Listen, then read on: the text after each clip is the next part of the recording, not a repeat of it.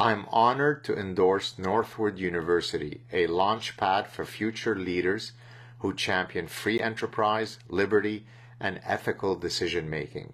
At Northwood, students challenge the status quo, embrace innovation, and become leaders with purpose in a free market economy. Guided by the Northwood Idea philosophy, this university fosters academic freedom and a relentless pursuit of educational greatness.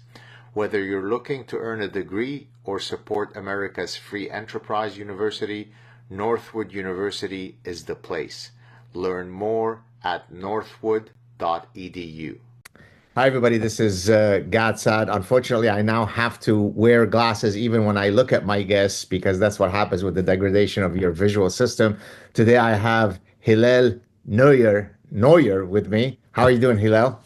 I'm well. How are you? Very well. I've been a fan of your work since I first saw you in that unbelievable speech about what, 6, 7, 8 years ago now.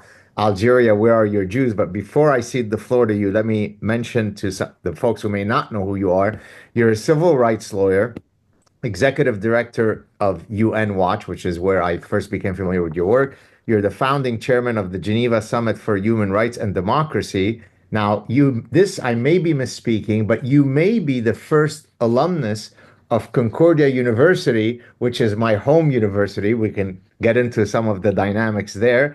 And this I just found out. I think I already knew about your Concordia affiliation. You're a past employee of the Canadian Institute for Jewish Research, where I serve on the academic advisory board, originally headed by Frederick Krantz.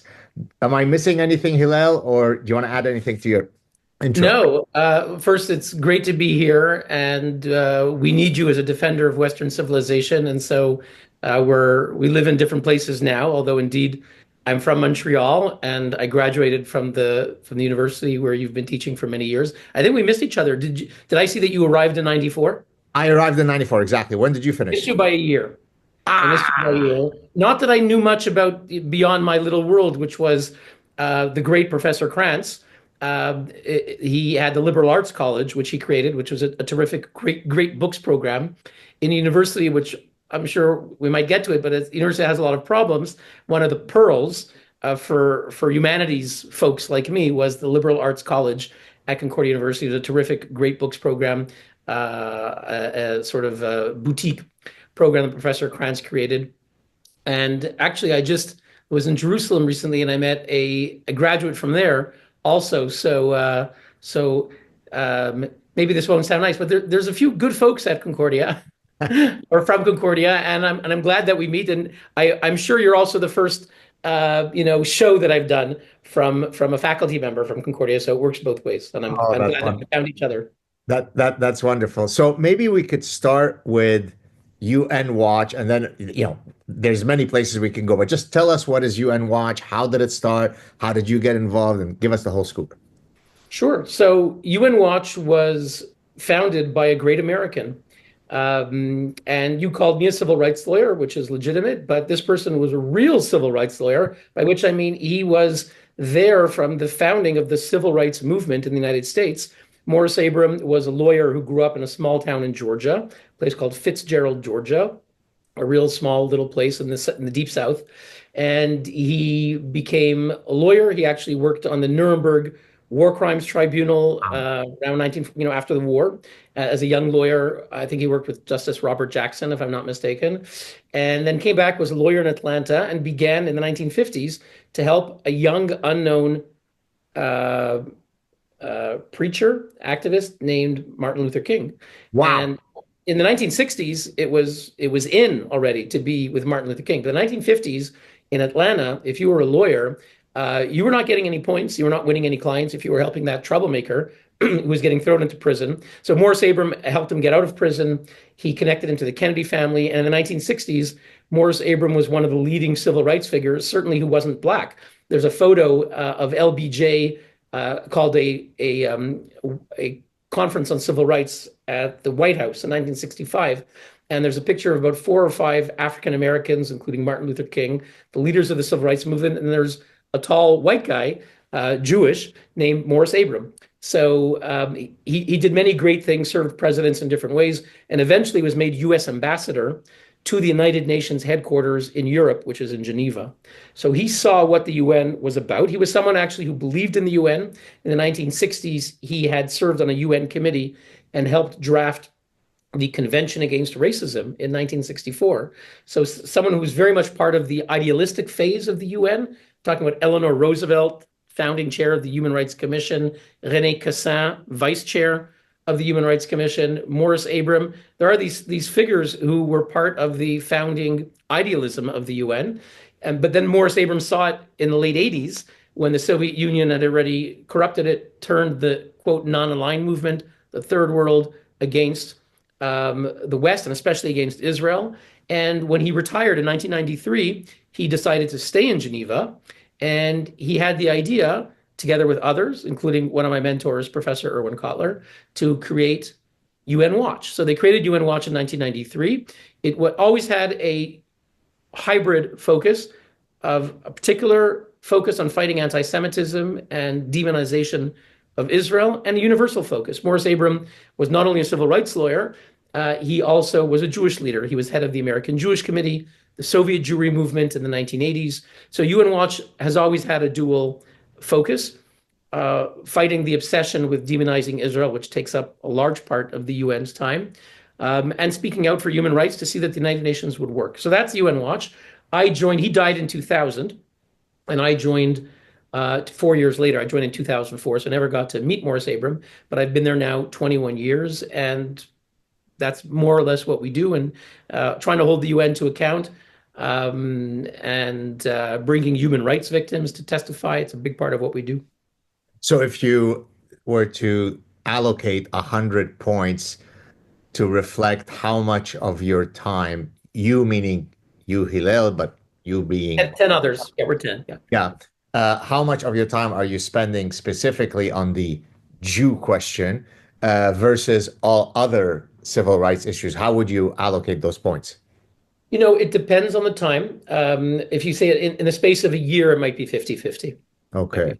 Yeah, yeah. Like we just held, you mentioned the Geneva Summit for Human Rights and Democracy. We just held our 17th annual conference. It's turned into a really high class event.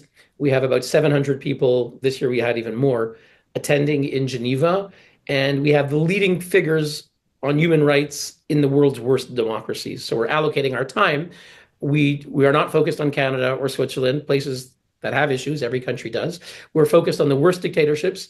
And every year we bring folks who are in prison in China, Russia, Syria, Iran, Cuba, Venezuela, Zimbabwe, Eritrea, and other dictatorships. And we just hosted Edmundo Gonzalez, who is the real president of Venezuela. In the ballot that was held in July, Nicolas Maduro faked it, and the real president was Edmundo Gonzalez. We brought him. We brought Vladimir Kara-Murza, a hero in Russia who dared to speak out against Putin, was poisoned twice, went back to Russia. They threw him in the gulag. He was left to die. I'm talking about April 2022, right after the invasion. He went back to Moscow, spoke out on CNN against Putin's war crimes. They took him away hours later from his home in Moscow, threw him into a Siberian penal colony, isolation, solitary confinement. By a miracle, he got out in August in a prisoner swap. And we were able to bring him and reunite him with his wife on stage, which was really quite a moment. So that's the kind of work. We just did that a month ago. Wow, that's amazing. So in the parasitic mind, I talk about in chapter 8, I talk about activate your inner honey badger, which is a term that I use. I think most people would know what I'm referring to, but for those who may not, the honey badger is reputed to be the fiercest animal in the animal kingdom. It's the size of a small, medium-sized dog, and yet it could withstand attacks or approaches by, 6 adult lions. And I say 6 because there's a footage on YouTube where you see 6 lions saying, "Okay, I don't want any part of that." And so when I say activate your inner honey badger, I'm not, of course, imploring people to get violent, physically violent, but I say, stand tall, defend your principles. Now, I suspect that all the people that you invite to this Geneva summit would easily fit under the rubric of Yes. being honey badgers. So, in your years of work, is there something that you see that is common to all of these extraordinary individuals that we can bottle and then use as a perfume on people to implore them to be a bit more courageous? Because these are guys who are being sent to the gulags in Siberia, who could be killed tomorrow by ISIS, real courageous people. And yet I receive every day, Hillel, emails from someone where they say they're too afraid to speak in the West. And not to, to minimize whatever their threats seem to be, they are astoundingly lesser than the people that you would typically invite, and yet they stand up and stand tall. So what is common to these people that the rest of the folks may not have? It's a great question because when you're with these people, I mean, someone who flies back into Moscow a month or two after the invasion because he believes it's his destiny to speak out, and he's not crazy. He's one of the most brilliant intellectuals I know. Um, there is something that you want to bottle. And I don't know what it is, obviously, to state the obvious. Maybe it's almost a tautology, but they're extremely principled people. So that goes without saying. But what makes them so principled, I don't know. Um, some of them, I can't say some of them are Christian, are people of faith, but I don't know if it's all of them. Recently I met a few people who I didn't know if they were religious or not, and I found out, oh, this one is religious and that one's religious. And certainly, if you're in prison, obviously it helps if you have a powerful faith of some kind. No question about that. Um, I don't know yet. I don't know what it is, but I do know that there's so many terrible things that I have to deal with at the UN. You walk into the room and you're in an Orwellian universe, and we can talk about that. So a lot of the stuff that I'm dealing with is very nasty. And if I'm the honey badger, it's because I am in the lion's den, and they're very nasty. I've just walked out of the Human Rights Council last week. I was accused of being Mossad because I called out a supporter of terrorism, and the Palestinian ambassador interrupted me. Didn't have anything to say. He just said, "Mr. Chair, stop him. He's Mossad." All right. What I could have said and didn't, I could have raised up some device and said, Mr. Ambassador, I don't think you want to use this today. I chose not to do that.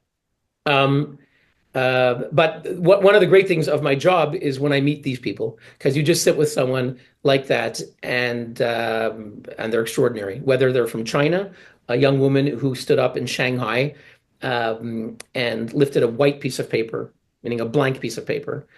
Minutes later, they took her away. In China and Russia, if you just stand there, lift up a blank piece of paper, they take you away. So those kinds of people, it's something extraordinary. I It's think something, I think what I'm going to answer the question that I asked you, and I think it's yeah, also please do. tautological, Please but do. I think it's probably the following that they all have in common. When you go to bed at night and you are in the privacy of your thoughts, I think every single one of them would feel that had they not spoken out, they would feel fraudulent. In other words, they have a personal code of conduct that is so exacting that they would feel false if they did not speak out. Now, again, in a sense, that is tautological because I'm saying the reason why they are so courageous is because they are so courageous and principled. But I think that's what it is now. If I can, I don't mean to incorporate myself into this but people ask me, well, how come you take all the risks that you do and so on? Well, frankly, that's because that's my answer to why I do it. I can't do otherwise because if I modulate my speech, I feel that then I'm being fraudulent. Other people may not know it, but I would know that I could have spoken out and chose not to, and therefore that would be akin to being a charlatan. I can't live with myself if I do that. I would have bouts of insomnia. Therefore, I must speak out. And again, I'm not facing the threats of being sent to the gulag, but of course, I'm sure you do too. We receive tons of death threats and so on. So it's certainly not minimal the types of threats we take, or you could be fired or this or that. So I think that's probably it. As you said, it's a code of conduct that is so principled that they can't do otherwise. What do you think of that? Yeah, no, that makes sense. And these people are rare. I've met them in other contexts, just in life. A roommate who, I don't know, the light went out and he was sharing an apartment with me. And he said, he wanted to give me the 50 cents of the light bulb and it sort of seemed ridiculous, but you could see for him, if Yeah. if he felt that he used something of yours that cost a certain amount of money, he really cared about it. Most people would say not that they're not principled, just like it doesn't really matter. But some people who are principled, these little things really matter. Like you said, that they can't live with themselves, they wouldn't be able to go to sleep at night. So Now, uh, do you think that prior to you entering the proverbial lion's den, if I would have asked you in 1990, are you a honey badger? Because you certainly are a honey badger now. I grant you that official title. Uh, would you have said in 1990, "Oh, I'm a honey badger," or is this something that you discovered that inner voice of courage as you tackled your new role? yeah, to be frank, the probably the first place that I encountered that challenge, to be confronted by a majority that's maybe hostile, was actually at Concordia, and I, because I grew up, I went to a Hebrew school in Montreal. I went to the Hebrew Academy. It was a great school. And I was like everybody else, I was Jewish. And so, in most things, there wasn't a huge issue where I had to speak out on, of the kinds that we're talking about. But when I went to Concordia, it actually prepared me for the UN, is that there was this alliance. I was there from 88 to 93. Um, and there was this alliance of the radical left, and those, I guess they were maybe Islamists or from the Arab world, anti-Israel forces. So you had radical left from, at the time, the gay lesbian radicals, and the various intersectional groups that they weren't using that term quite yet in the late 80s. But I remember there was a student newspaper called The Link, and I would write an article and I would go to their office and they'd say, "Oh yeah, okay, that's the inbox. You put it there."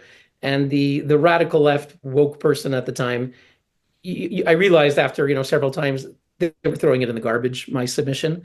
And actually, Professor Kranz had launched a publication called Dateline Middle East, where people like me who cared about the Middle East could never get published in the student newspaper, and we created our own magazine. So my journalism began then. But to answer your question, certainly there on campus, where it was nothing like what's happened in more recent years. And I know you've been through some horrible things in recent years, so it was nothing compared to them. But when we walked on campus and there was a huge sign saying the Star of David is the swastika, equals swastika. The symbol of Judaism equals the Nazi swastika. That kind of thing was happening. And whether it was in class or just in the mezzanine of the hall building, to speak out, I would be at a table and speaking out against activists, radicals. I remember one time a young man from the Arab world came up to me. I was at a table putting out some materials, maybe from our publication, whatever it was, and this Arab young guy was talking to me, and he said, Israel, the Zionists, they want to control everything from the Nile to the Euphrates, and saying things that are ridiculous. And I said, well, where did you get that? And he pulled out of his shirt pocket, I'll never forget, a publication called The Protocols of the Elders of Zion. Oh And boy. it was I think it was published in Beirut, if I'm not mistaken. And I looked at it and I was in shock. It's something I heard about. This is sort of the great anti-Semitic conspiracy theory tract of the last century, of the 1920s, a bit before. And to see someone on campus with it, and it was published, I think it was published in Beirut, maybe the Palestine Information Office, don't remember exactly who. And I'm looking at someone, he was basically a young Hamas guy. And so that was the scene on campus. So then, whether it was in student politics, I remember in the student association, the radicals were there. And so that's where it began. That's where I was confronted with a kind of radicalism. There was a price, it wasn't a huge price. I wasn't being thrown in the gulag. And that's where I honed my activism skills and maybe moral compass. I don't know. Yeah, Although I'll just finish with this, is yeah. that I give credit to of course, to my family and the values they taught me and everything. But my first bit of activism, I was about 9 or 10 years old, um, when Anatoly Sharansky, as he was then called, we're talking about 1978, 79, was being arrested and thrown into the Gulag. And there were these huge demonstrations. You came to Montreal in 75? Exactly. 75, yeah. So I don't know, were you aware of those marches that would happen downtown No, Montreal? Yeah, okay. Not then. I Not was at that time. yeah. Yeah, so there were these marches, and it was in front of the Soviet consulate, right above Dr. Penfield and Avenue du Musée, Yeah, very yeah. steep street. It was a Soviet consulate, and we had hundreds, thousands from the Jewish community were there regularly, and it was freezing cold, -30, and you're standing there, and we would say 1, 2, 3, 4, open up the iron door. 5, 6, 7, 8, let our people emigrate, and we would march on St. Catherine Street. So that's just a little bit of the activism. Wow.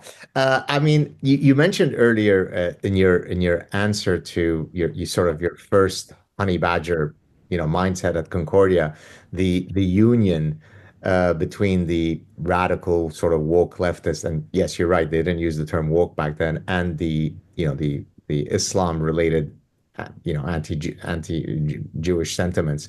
Now, there's a third group. So I always say that there are three. There's the academic left. There is the Islam related Jew hatred. And then, of course, there's the folks on the right, right? That Jews will not replace us. If you were to take those three separate sources, which of course, oftentimes they'll get into bed together to, orgiastically engage in Jew hatred, which of these, you know, is the champion of Jew hatred at the United Nations? Is it coming from Algeria and Pakistan and Yemen, or is it coming from Francesca Albanese, who I'm assuming is coming at her Jew hatred through a sort of an academic left perspective? Give us the dynamics of those three sources of Jew hatred as manifested in the UN.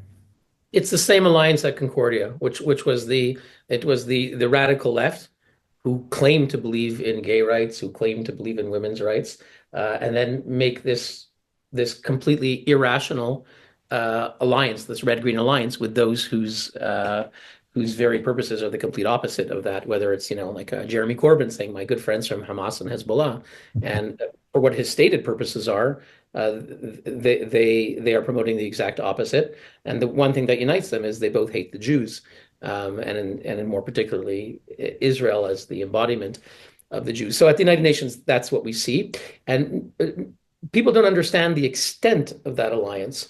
The right-wing anti-Semitism, which we're seeing today, perhaps more than ever online, that's coming out, let's say, in America, and white supremacists and other ways, doesn't really manifest itself at the UN. There's very few countries I can think of. Offhand, I can't think of one. Maybe there's some in Eastern Europe, perhaps, I don't know, but that are even close to expressing that. I guess, yeah, maybe now in Europe a little bit. You have some right-wing circles that have some fascist, history and some leanings.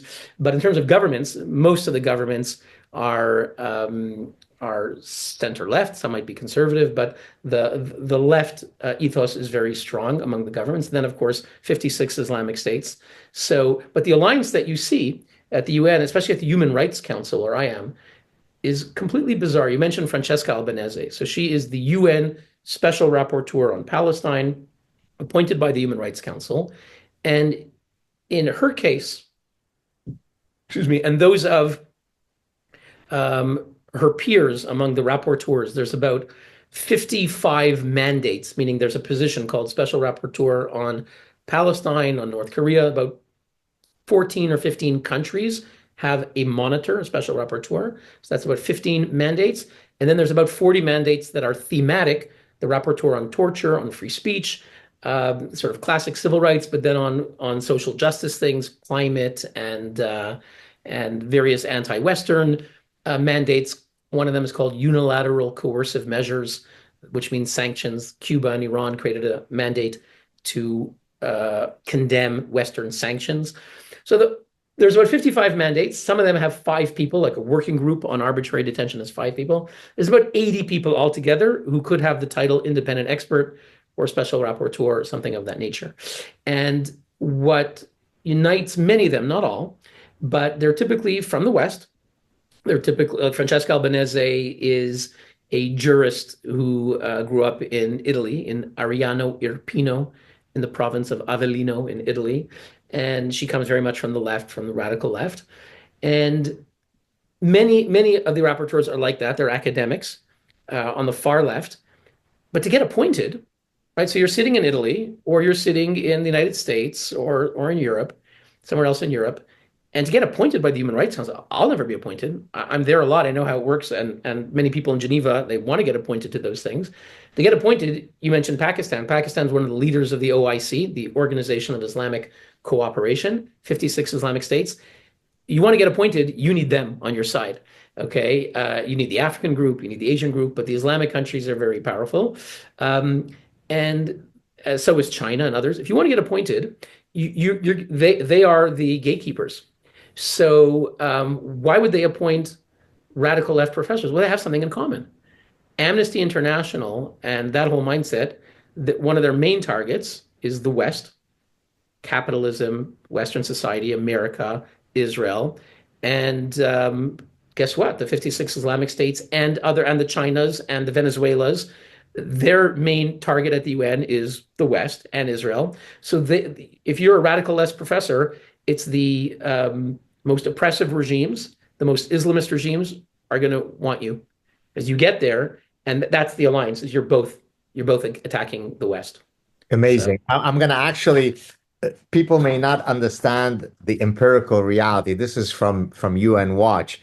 Now, I don't have the updated data, but I've got the expert who can update the data for us. So from 2006 to 2015, now, anybody who's listening to this, fasten your seatbelts.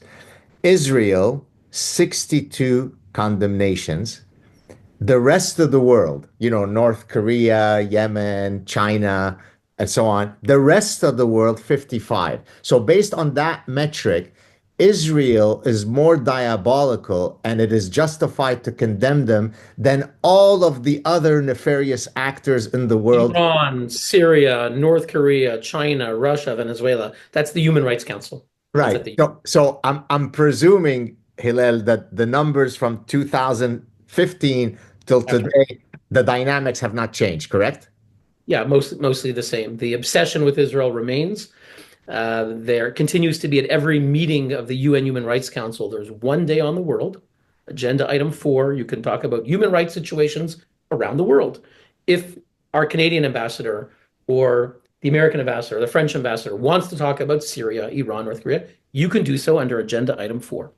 And a few days later, there's agenda item 7, which is Israel. And no other country in the world has its own day, its own agenda item. Not Iran, not Syria, not North Korea, not Russia bombing Ukraine, only Israel. Imperfect liberal democracy, a beacon of light in a benighted region that stretches from North Africa to the Gulf and to Iraq and Iran. That tiny country, barely 10 million people, gets its own day equivalent with the whole world. And a I day mean, just to demonize the Jewish state. Yeah. how do you maintain?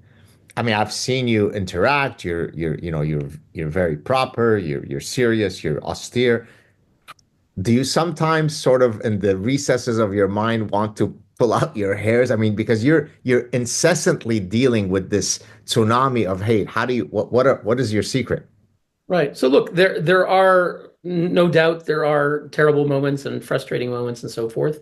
As a whole, I wouldn't say I'm immune, but I understand when I walk in the room that I'm entering a dystopian universe, and it's very odd feeling because I live in Switzerland. It's a beautiful country, and it's a great democracy. And you walk into the United Nations, the Palais des Nations in Geneva, which is the old League of Nations, and you're now in a different universe. You're now in a universe where the Chinese ambassador is very important, and he represents the murderous regime in Beijing. And the Russian ambassador, who represents the KGB dictator Putin, very important. And when I speak, um, there's all these people trying to censor me. I think it was maybe 2 years ago. I was at the UN Human Rights Council, and you walk out, they have sometimes exhibits, and the exhibits are propaganda displays. So if Iran is being reviewed for its every 4 or 5 years, a country has to get reviewed for 3 hours. So when it's Iran's turn to be reviewed, they will put up a huge exhibit for a week of women's fashion, contemporary women's fashion in Iran. Okay, which will be magnificent Persian dresses, which are relatively modest, but the Iranians tell me that you couldn't possibly wear them because it's too colorful to wear in the Islamic regime. But magnificent Persian dresses, and Iran is a country that beats, blinds, poisons, rapes, tortures women who dare to stand up and speak out for their right to be free. So that is typical. And so I was there and I said, okay, this is ridiculous. I took my phone and I started recording. I said, hey, everyone, I'm here at the Human Rights Council. And behind me is this Iranian women's fashion exhibit for a week, which has to be allowed. Someone at the UN has to give it permission. And I put it up on the internet, and I don't know if it went viral, but it got a fair amount of likes. About a day or two later, I got a letter from the UN saying you are in violation. You are not allowed to record in that space. If you do it ever again, we're going to take away your badge and you're out. Now, keep in mind, when I've made complaints of bad things that have happened to me, intimidation and threats. What's going on? Sorry, it was a call, and let me just turn something off.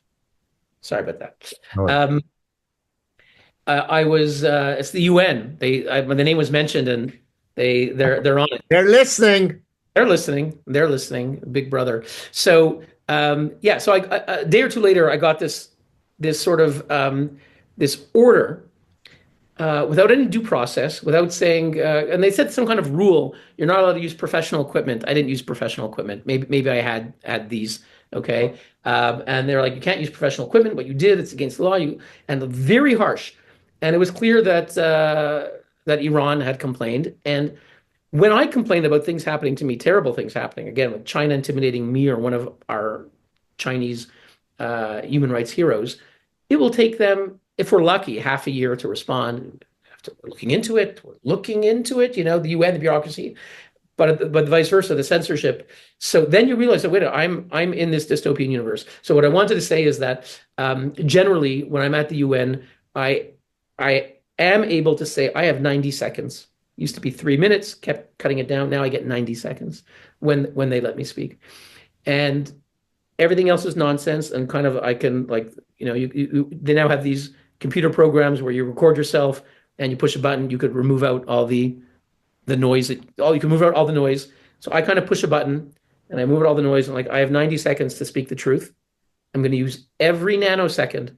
You'll see sometimes at the end of my speech, I'll say, Mr. President. So I see there's 3 seconds left. I'm not giving the Chinese regime 1 second. I get my 90 seconds. So now I own the room, and I'll wait. I'll say thank you. I'll just to finish. What the way I compare it is for a surgeon. When someone, God forbid, has been shot and there's blood and guts everywhere, and they call in the surgeon, and he goes to the operating table. I would see blood, I'd faint, I'd be out. Okay, but the surgeon, he goes in there and he can't faint. He has to get out the bullet and save that person. So when he's there, he's laser focused on that one thing. And so in my work at the UN, that's what I try to do. I can't say it always works, but I try to just focus on giving my thing and not being horrified by the horrible things that are there. So let me ask you this. I've been asked recently on a show, maybe about a year ago, it was a show hosted by a British psychiatrist.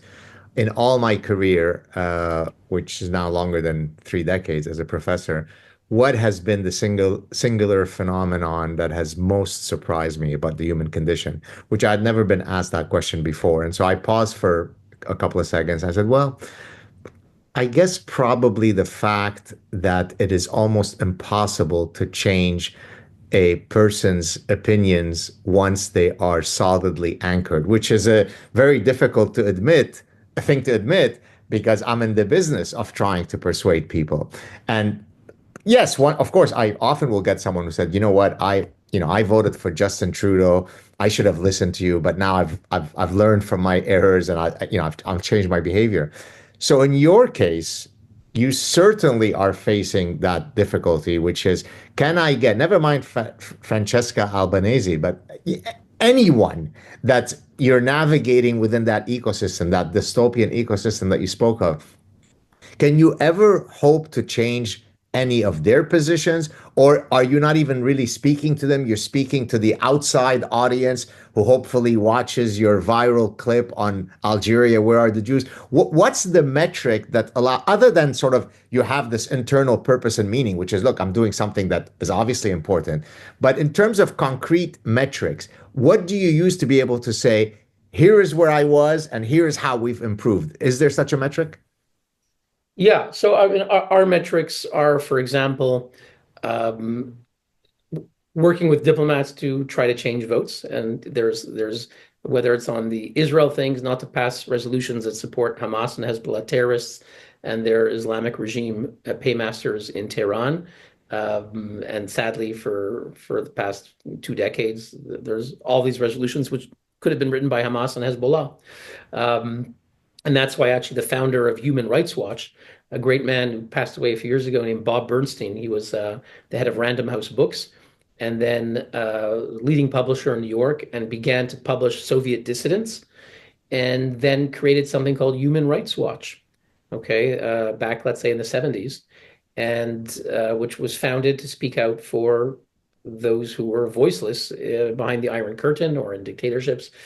And then he hired someone named Ken Roth, who was the director for decades of Human Rights Watch. And then Bob, he was a layperson, he was the chair. Ken Roth was the highest salaried staff member. And Bob realized over the years that Human Rights Watch kept putting out reports that were basically enabling and empowering Hamas and Hezbollah. Every time they would attack Israel, there'd be some 50-page Human Rights Watch report saying how whatever Israel did to defend itself against rockets or other terrorism was a violation of international law and human rights and war crimes and so forth. And he wrote an article in 2009 saying that this is not the organization that this was not the purpose of my organization. Um, and so just coming back to your question about metrics, where part of the work that we do is diplomacy, trying to convince countries to do the right thing. And from time to time, you can say it's not like you're going to change their minds, but a few things can happen. Sometimes you can meet a country where a diplomat, an official, where they're actually on your side, but they don't have the information you do. They didn't know that there's always an appointment coming up, an election of small kind, an appointment for some post, and those who want the post know about it. And there's sometimes a very small group. And it might be the Canadian government, could be the Dutch government, it could be the American government, may not have been focused on it. And so sometimes their position is actually with you, but you can alert their attention to something and you can mobilize them. So there are things like that. And from time to time, some governments change their position. So that's one metric, is if you can help persuade governments to do the right thing. A second part of what we do is educating public opinion. So that's a big part of our work. And here we come to the issue that you identified about changing minds. We know that in a given year, UN Watch were quoted about 1,000 times in the media. So certainly when we come out with the story, Iran elected to Women's Rights Commission, things like that will go viral, which the UN buries. It's a simple thing. You'd think everyone knows it. They don't. It's a buried in a report. Oh yeah, the Economic and Social Council met and they elected the new members, and the Islamic Republic of Iran was elected. No headline. The journalists whose job it is to cover the UN will never write about it.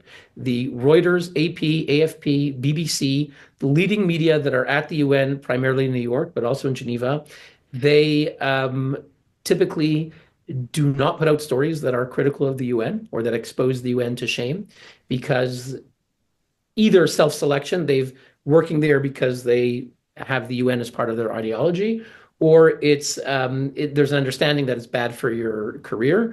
If you write stories like that, you will lose access to the UN spokesman. You might lose the office that they've given you. And so journalists have told me, so that's a great story, but I can't touch it. Maybe I'll give it to my colleague in Paris. Maybe they can write, but I can't. So, but we will get out that story, and it'll be often not the UN reporters. It'll be the regular reporter for Time Magazine or whoever who might cover that. So we're in the news about 1,000 times a year. That's something we certainly look at. And social media, where if you got tens of millions, hundreds of millions of views, I don't know if we have hundreds of millions, but certainly tens of millions of views, then that's some kind of impact. You hope you're changing opinions. I remember we brought the son of Hamas, Mossab Hassan Youssef. Oh yeah, he was on my show recently. Oh yeah, amazing. Yeah, he's amazing. Go on. We the same year where I gave that speech, Algeria, Where Are Your Jews? That was in March 2017. In September, Mossab came. It's another amazing speech, which if people haven't seen it, you should check it out. Incredible. I think it was 90 seconds and silenced the room. And it was just amazing. Need to see Mossab Hassan Youssef silencing the UN and for the comic relief, because I also, like you, God, having a sense of humor is very important, and for Yes. me, always a good measure of someone character to be able to have a sense of humor. If they don't, it's a bad sign. Um, so I try to have a sense of humor, especially where I am, because it's an absurd place. It's Orwellian, Kafkaesque. So you got to have the fun too. So one of the fun things is when you give a speech is the reaction shots. And when Mossab spoke, there were two individuals right in front of him, and you could see them, one guy here, one guy here, I remember. and they're doing this. They're freaking out, and it helps make the video. Mossab's speech was amazing, but it helps make the video. Um, and why am I mentioning him? I lost track. We were talking about, yeah, impact. So he spoke, and it got like 10 million views on various platforms in different languages. And I remember being at an event, and a socialist Green Party politician in Geneva came up to me, and he said, I saw that speech. I don't know if it was Mossab's speech or my speech. So when it's 100,000 people, it might be my friends from Hebrew school and their cousins. When it reaches a million, it's beyond. When it reaches 10 million, it's reaching a wider audience. So is it changing opinions? I don't know. Certainly, I would say you asked about the UN. In the room, their hearts are made of stone, many of them. Okay, they're sent by the capital. If you're the French ambassador, you are sent by the capital. The instructions are coming from the capital. So it's not like you're going to hear a speech and really change your mind. Of course, the ambassador, if he or she is a senior person, they're involved in the discussion on how to vote. But it's rare to change their minds. And I'd say, to be honest, often we're looking at wider public opinion, and we're looking at folks who are reasonable, assume that they're reasonable, and they're not hostile to our position, and have some openness, and can see Mossab Hassan Youssef, the son of Hamas, talk about what's really happening in Gaza and elsewhere, and say, oh, you know what, maybe he has a point. Do you feel that it's strange to ask someone whose business it is to monitor the UN shenanigans? Do you feel that it's outlived its purpose, or notwithstanding the fact that it is a deeply flawed, deeply diseased institution, there is no better model, and we've got to live with what we have? What's your general view on that? Yeah, it's the latter. It just, the UN does many different things. Some are technical, which no one would dispute its utility. In Geneva, in particular, we have the specialized agencies, the Telecommunications Union, which is regulating area codes, internet stuff, which of course is problematic as China is trying to influence and things like that. But we need some regulation of frequencies, whether it's for the cell phones or different things. And then you have the World Health, problematic, but you do need some World Health body, ideally. Intellectual property, world trade, meteorological organization, all kinds of things. We need these things. The world is a smaller and smaller place, and we need to cooperate in various ways. So you certainly need the UN on the technical administrative things. The international community wants them also for things like refugees. When there's a refugee situation in Sudan or in Syria or Ukraine, they want an agency that will go there and help millions of people, and the U.S. and other wealthy democracies are willing to pay for an international agency. So you're not going to you could eliminate the UN. It'll be created in some other form, and of course, many of the pathologies that exist at the UN do manifest themselves in other fora. We talk about hijacking these bodies to attack Israel. It can be a meeting of FIFA, the International Football Association, and they'll be trying to expel Israel. So could get rid of FIFA. So I'm no defender of the UN and the last to be an apologist for the UN, but I recognize that not every body, meaning the Human Rights Council, doesn't have to be there, or certain things. It doesn't mean you have to attend every conference. You can walk out of the Durban 2 conference. You can walk out of the ICC. But the United Nations as a whole is not going anywhere. At the end of the day, the question is, are our governments doing the right thing? And if they're not, they need to be. And even if there's some other international body, the fact that Canada didn't say a thing, as we're speaking now, this Francesca Albanese, who is an open apologist for terrorists, tells them you have the right to resist. One of the most horrible officials to have the name United Nations and Human Rights. It's really obscene. The Canadian government hasn't said a thing to oppose her reappointment. U.S. Congress spoke out. The 42 French MPs spoke out. We have the former deputy foreign minister of Italy, and Canada did criticize her eventually this year, here and there. It was really the special envoy in anti-Semitism, Deborah Lyons, and the government a teeny bit, but they have not registered their opposition. Australia hasn't registered their opposition. So that is a problem because of our governments. And sadly, the UN is the place where a lot of bad decisions get aggregated. And Israel is typically the scapegoat, but others are as well. How do you explain? So we spoke about the three general sources of Jew hatred, Islamic stuff, academic left, and sort of the far right.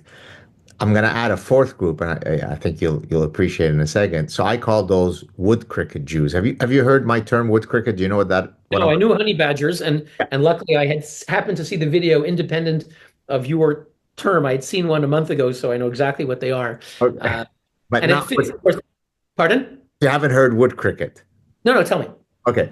So the wood cricket explanation comes from the parasitic mind, where I'm talking about how a wide range of animals, including humans, could be parasitized. Their brains could be parasitized, and then they engage in behaviors that are detrimental to them, but that are beneficial in the service of the parasite.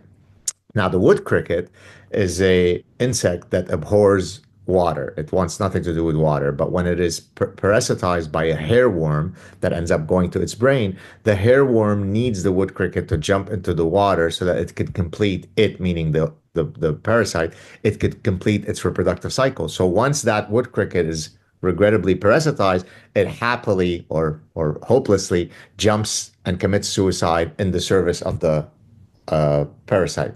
Now, wood cricket Jews would be Jews for Hamas, queer, queer Jews for Palestine.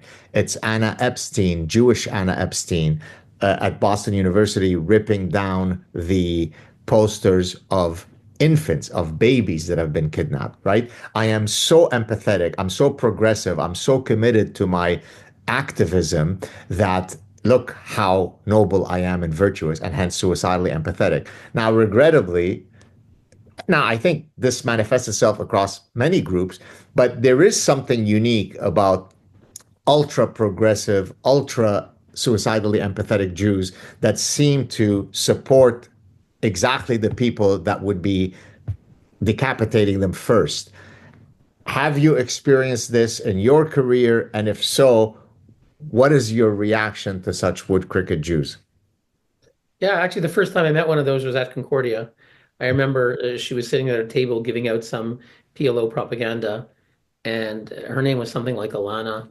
Um, and I remember I was in shock because I'd never met someone like that. And I was just looking, and she seemed like a very nice person. She was pretty. And I was just, I couldn't understand it. And then, of course, in my work, because I'm at the UN and dealing with these various issues, of course, I encounter them quite a bit. The UN, someone once asked me, and I hope I don't go off on too much of a tangent, but someone asked me, I get the question from time to time. Okay, there's UN Watch, which fights against bigotry against Israel, bias against Israel. Does the Arab world or the Islamic world, do they have their own UN Watch? I said, no, they don't. They have the UN.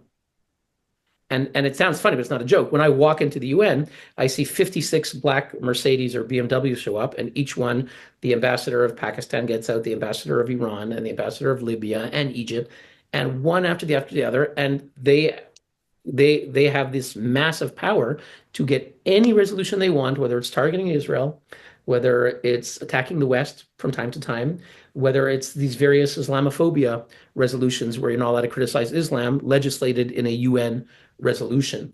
And they have the UN. Any resolution they want, typically, they can get. So, um, uh, how that connects to what we were just talking about, I'm already forgetting. Um, but but um, but I was talking about the wood cricket yeah, Jews. yeah, yeah. I'm trying to remember the connection. Anyway, but the point is that uh, the point is that, again, it's the odd mix that the UN attracts those from the Islamic countries who have their peculiar agenda, which is Islamist, anti-Israel, and so forth, and these wood cricket Jews who are part of the radical left, the Amnesty International, okay, Amnesty International, and that whole ideology, they are living in the UN. Okay, the folks who live in the UN, who are built into the system, all the UN rapporteurs are basically a part of Amnesty International and that whole movement. The reports of the rapporteurs, they write them for them. They're sort of copy paste. It's a revolving door of the UN experts, the UN bureaucracy, and the radical left. And these wood cricket Jews are part of that. So I see them there, um, and uh, and yeah, so I see them all the time. And Are they uh, typically Israeli, or they could be their? once in a while, to be fair, I don't see so many of them, but groups like Human Rights Watch, the Jews who had some sense of pride and some moral compass and some common sense left Human Rights Watch. So the founder of Human Rights Watch, Bob Bernstein, left, and he was fighting a wood cricket Jew, Ken Roth, who for at least 3 decades ran Human Rights Watch, has a pathology that, in the words of from Seinfeld, speaking about George Costanza, you would need send you to Vienna and not 24 hours having one psychiatrist. You need a whole team. You need a whole team, George, walking around you, looking at you in Vienna, monitoring. Ken Roth would be in that category. This is a guy who controlled a budget. They had more than $200 million in the bank. In the bank, more than $200 million. Ken Roth had given them, sorry, George Soros had given them a $100 million gift over 10 years. So they're swimming in money. And every day, every single day, he asked himself, how can I turn the knife against Israel and those who support it? And Right. it's pathological. In the old days, Twitter now you can have, I think it's maybe 260 characters. I don't know what it is. You get about a paragraph now. Originally, for the first 5, 10 years, maybe more, you had a sentence.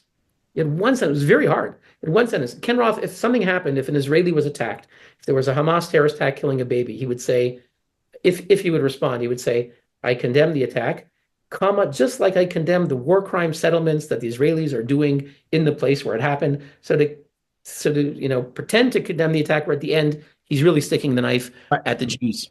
You see the exact same thing, which I have since satirized, where every single time there is some really bad action against Jews, I always then retweet and say, this is why we must redouble our efforts to combat Islamophobia, because that's exactly what you see by the Canadian government. They could never just say, we condemn this reality about Jew hatred without lumping it to appear as though they are even-handed with Islamophobia. Those two have to always go together. Even if you just killed 50 Jews, you have to combat Islamophobia.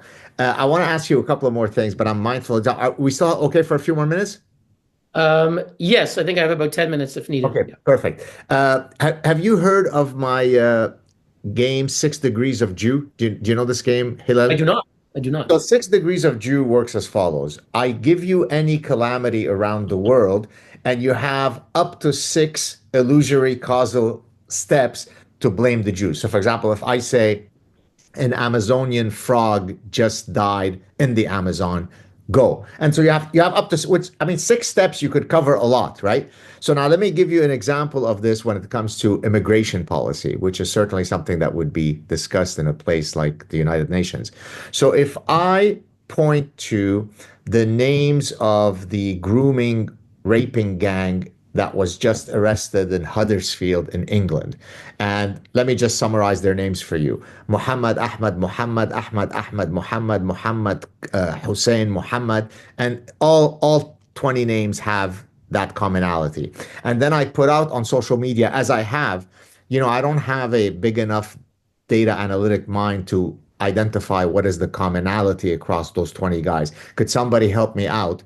I will receive, not facetiously, genuinely, the response, yeah, it's your people who are responsible. So then I know where they're going with this. And then I say, well, how is that? And then the answer, using 6 Degree of Jews, it's because it is the Jews that control the immigration policy of every possible country in the West. So even when 3 Muhammads rape your daughter, it's really Mordechai who's to blame.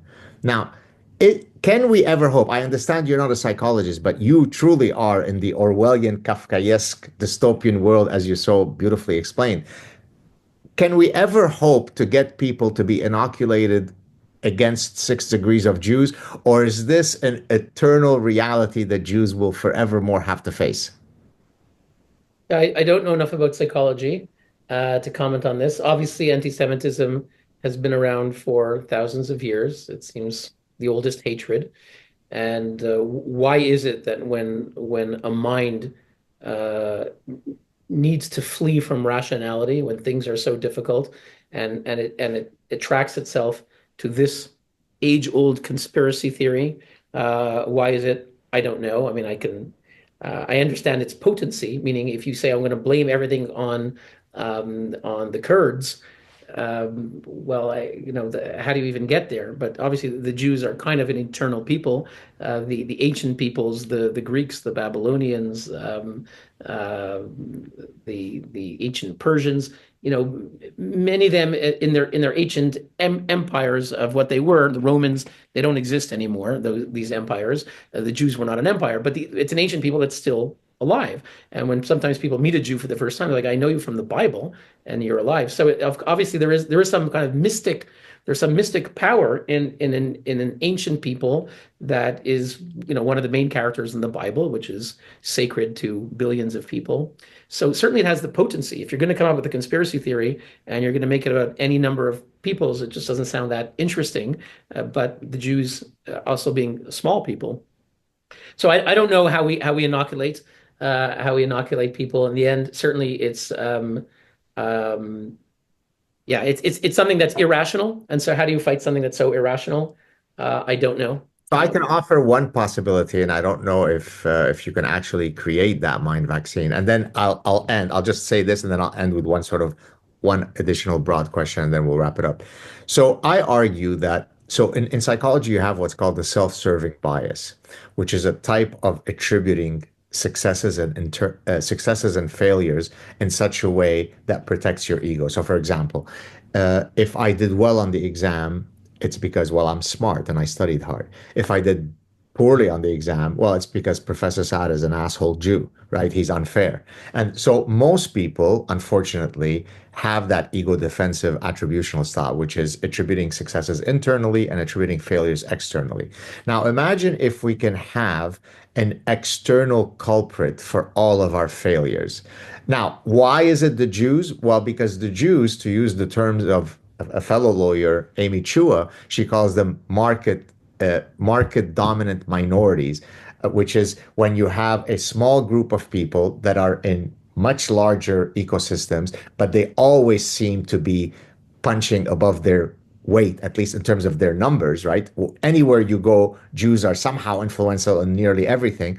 Well, that sucks if I'm not part of that group, right? And therefore, it becomes incredibly easy since already the architecture of my mind is structured to find external reasons for my failures. Well, now I've got a ready-made one. Why did my wife cheat on me? Well, who peddles porn? It's the Jews. Why did I get diabetes? Who controls the pharmaceutical industry and is probably holding out, giving us the cure for diabetes? It's the Jews. So it becomes a quote, beautiful way to organize all of my failures. And that reality has existed since time immemorial because the Jews have always been a market dominant minority in most places, and they're always astoundingly successful. One can talk about why Jews are so successful. So if I can get people to experience a greater sense of personal agency, some of my failures might actually be due to my wrongdoings. Maybe my entrepreneurial company failed not because the Jews did it, but maybe because I made wrong decisions. Well, first of all, what do you think of this explanation? And if so, can we inoculate people by giving them a greater sense of personal responsibility for their existential failures? Well, those are some interesting ideas that I'll have to give more thought to. My first reaction is I would think that there are a number of cases in history where the Jews were not allowed to participate in the market. I'm thinking of I don't know, 19th century Russian Empire, Poland, the Jews are basically in the shtetls. They were not allowed into larger society, and the hate from their neighbors, the Ukrainians, the Poles, the Russians, was severe in the pogroms. And I don't think you had that phenomenon at that time, at that place. So I don't know if that fits. Certainly, it may fit in other things. I have the sense that it might even be, yeah, these things are very deep. Some of it may be that the Jews brought the Bible and the Ten Commandments to the world, and we resent a judge.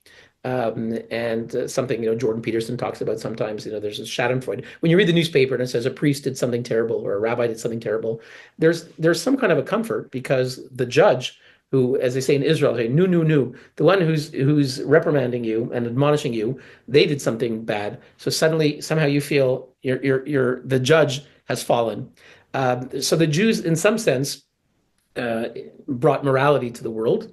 And if the Jews did something are doing something bad, that also has some psychological role. I think that's one element to it. Obviously, we know that in many places anti-Semitism happens in religions that came from Judaism, and so they have an antagonistic relationship to their parent religion. But of course, it's other places as well. But certainly in the Christian, the Islamic world, somehow seems more stronger than say in India or in China, uh, where they don't have it as much usually. Yeah, cool. Okay, last question. What are some projects that you're currently working on that you would like to use this forum to promote? Take it away, Mr. Hillel.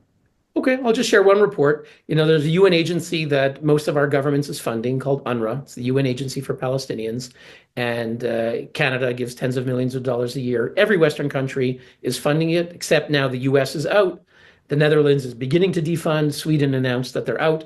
Otherwise, every single Western country is giving tens of millions of dollars to UNRWA, supposedly to help the Palestinians.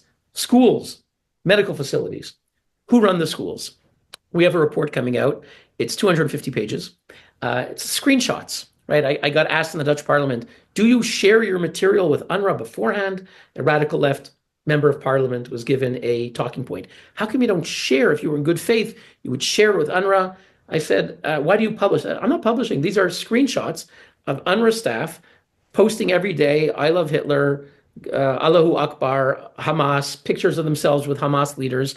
So we have a 250-page report. The head of the UNRWA Teachers Union in Lebanon, Fathi Sharif, outside of Tyre, Lebanon. He was school teacher, head of a major school, head of the Teachers Union, was the head of Hamas in Lebanon. I'll say that again. The head of the UN schools in Lebanon, UNRWA, the head of the Teachers Union, 2,000 teachers, was the head of Hamas. When Israel brought justice to him in, I think it was late September, past, the day that he was killed, Hamas announced, you killed our leader. And suddenly a video went out eulogizing him, of him with Ismail Haniyeh, and they hailed his jihadist education. The head of the UNRWA Teachers Union, you and I are paying for it. If you're a Canadian, Swiss, European, Brit, you're paying for it. If you're American, you paid for it up until last year. You gave a lot of money. So, and Gaza, same thing, copy paste. The head of the staff union, teacher, school principal, Su'ail al-Hindi, elected member of the Hamas Politburo. Half of them have been eliminated. He's one of the ones that are still standing. He escaped. He's now in Turkey, coordinating things with Hezbollah in Turkey.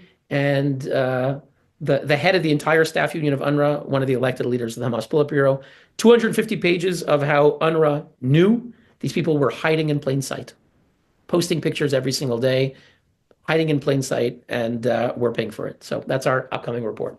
Well, you make Montreal proud. I'm proud to call you a fellow Montrealer. Keep up your good work. Continue being a honey badger. Stay safe. A real pleasure talking to you. You could come back anytime you want. Thank you so much for Thank coming. you. Thanks, Great Hillel. to be here. Thank you.